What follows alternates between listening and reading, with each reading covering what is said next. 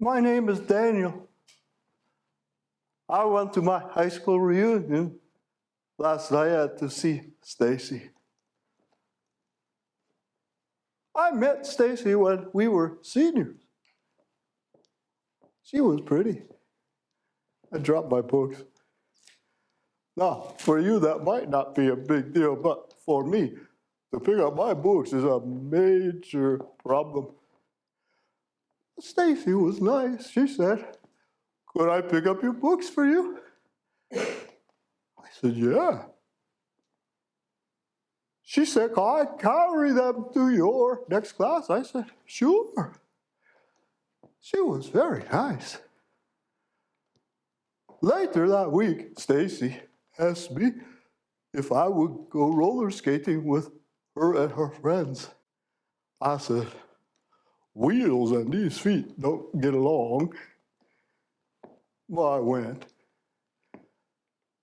I don't know who was more scared, me or the guy who said, "What size shoe do you take?" Stacy said, "Get off the wall, Daniel, get off the wall. I'll hold you up." I tried. I fell. She helped. On the way home, Stacy said, "Would you like to come to my house to go swimming?" I said, "This body don't float." Well, I went. I'm glad I did. I felt things I never felt before. I felt the sun on my back and the wind on my legs. It was good. We had something to eat after swimming.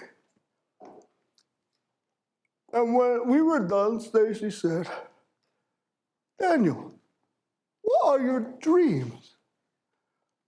Nobody ever asked me that before. I said, "I have one dream, Stacy. One dream. I dream that my hip is in place and that my legs are straight and that my arms are normal so I could pick up my own books and that my mouth isn't crooked so I could be just like everybody else." But then I wake up and everything is just like it was when I went to bed.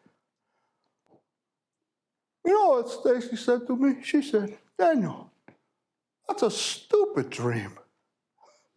I said, "You sure know how to make a crippled guy feel good." She said, "No, you don't understand, Daniel. People look at each other on the outside, but God looks on your heart. And you have a good heart, Daniel." I came to see Stacy at my reunion, but Stacy wasn't there. Stacy won't be coming to any more reunions. Stacy had a good heart. My life has never been the same since I met her.